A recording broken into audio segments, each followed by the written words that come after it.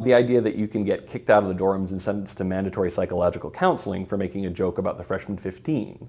The idea that you can get in trouble for publicly reading a book that has the wrong cover on it. It's crazy. The title Unlearning Liberty refers to what we see on college campuses, where students are learning all the wrong lessons about what it means to live in a free society.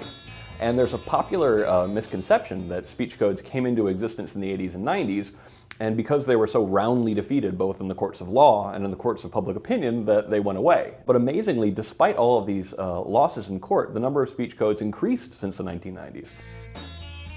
The harm of campus censorship affects us all. It leads to a citizenry that is way too comfortable with violations of freedom of speech, and that they start to take them for granted. They start thinking, yeah, maybe it's okay if the Democratic or Republican Party decides that I should be limited in my protest to a tiny cage that's far away. That's insanity, and that's something that people would not have accepted in a previous era.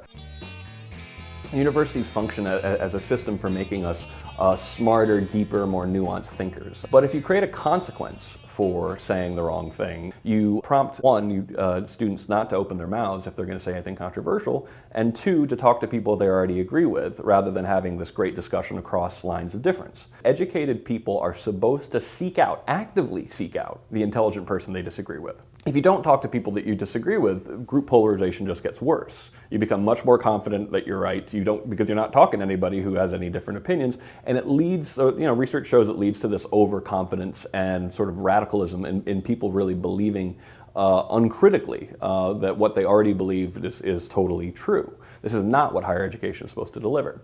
It also legitimizes all these cheap dodges to debate and discussion.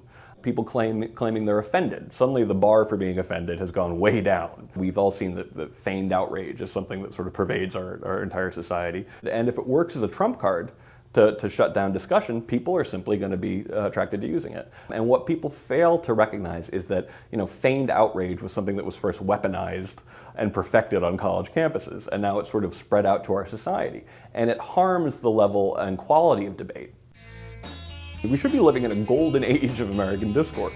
More Americans have degrees, college degrees, than they ever had before. More Americans are going to college than ever before. But I don't think anyone would argue that we're living in a golden age of American discourse. And I think that's in part because the one institution that could be making us deeper thinkers is not just falling down on the job, it's actually supercharging political divisions, which leads to uncritical thinking, which legitimizes all of these tools for shutting down debate and discussion. And if you stop believing or understanding why we benefit from free speech 1,000 times a day without even recognizing it, and you start to take it for granted, that is a long-term threat to all of our freedoms.